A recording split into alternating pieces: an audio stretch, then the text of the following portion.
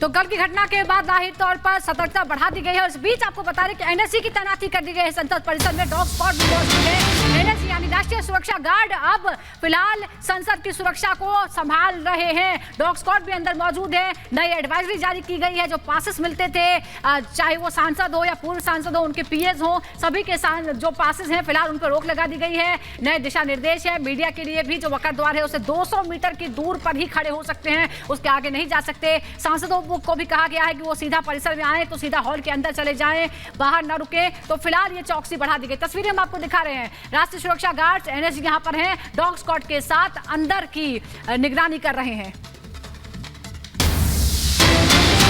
और इसी बीच एक और बड़ा अपडेट आपको दे देते हैं। प्रधानमंत्री नरेंद्र मोदी और केंद्रीय गृह मंत्री अमित शाह भी संसद पहुंच चुके हैं। तो ठीक 11 बजे संसद की कार्यवाही शुरू होगी। उससे पहले प्रधानमंत्री नरेंद्र मोदी और गृह मंत्री अमित शाह संसद पहुंचेंगे। आपको जानकारी दें कि कल संसद में जिस तरह की तस्वीर निकलकर सामने आई, उसके बाद जांच एजेंसियां बैठा दी गई है। गृह मंत्रालय एक्टिव नजर आ रहा है। प्रधानमंत्री तक ये तमाम जानकारियां पहुंची। उसके बाद अब आज संसद की कार्यवाही में शिरकत करने के लिए प्रधानमंत्री नरेंद्र मोदी और केंद्रीय गृह मंत्री अमित शाह संसद पहुंच चुके हैं। तो आपसे कुछ देर बाद ठीक 11 बजे संसद की कार्यवाही जो है वो शुरू होने वाली है। और उससे पहले प्रधानमंत्री नरेंद्र मोदी और गृह मंत्री अमित शाह संसद पहुंच चुके हैं।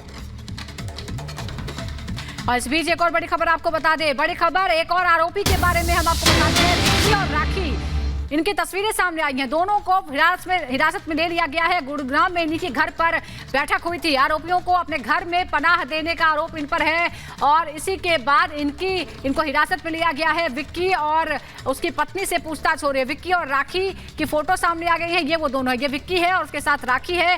दोनों की तस्वीरें, इन्हीं के घर पर मिले थे सारे आरोपी और उसके बाद वो दिल्ली आए थे। गुरुग्राम में घर से ही इनको पकड़ा गया है। फिलहाल दोनों से पूछताछ हो रही है कि ये सबको कैसे जानते हैं, क्या इन्होंने सबको बुलाया था, इनकी क्या भूमिका थी, क्या ये प्लानिंग इन्होंने भी की थी, क्या ये भी संसद के आसपास उस वक्त गए थे। ये तमाम चीजें हैं, तमाम सवाल हैं जिनका जवाब इनसे लिया जाएगा।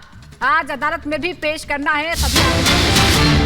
और इसी बीच एक और बड़ी खबर, ललित झा की व्हाट्सएप चैट सामने आ चुकी है। एक एनजीओ को ललित ने मैसेज भेजा है। कोलकाता के एनजीओ मालिक नीलाक्ष को यह मैसेज भेजा गया है। संसद के बाहर जो प्रदर्शन इनके द्वारा किया गया उसका वीडियो ललित भेजता हुआ दिखाई दिया।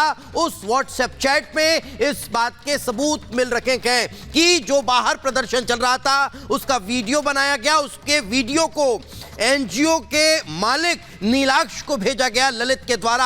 और अब ये व्हाट्सएप चैट जो है वो सामने आ चुकी है और इसी के आधार पर अब जांच पड़ताल आखिर तेज होती दिखाई दे रही है। दरअसल जब भी ललित झा से उसके आई कार्ड का, आधार कार्ड का जो नंबर मांगा गया, उसकी डिटेल्स मांगी गई तो ललित गोलमोल जवाब देता था। यहां तक कि ललित झा काम क्या करता है वो भी नहीं बता रहा था। लेकिन जब व्हाट्सएप चैट निकाली गई तो उस व्हाट्सएप चैट में इस बात की जानकारी मिली है।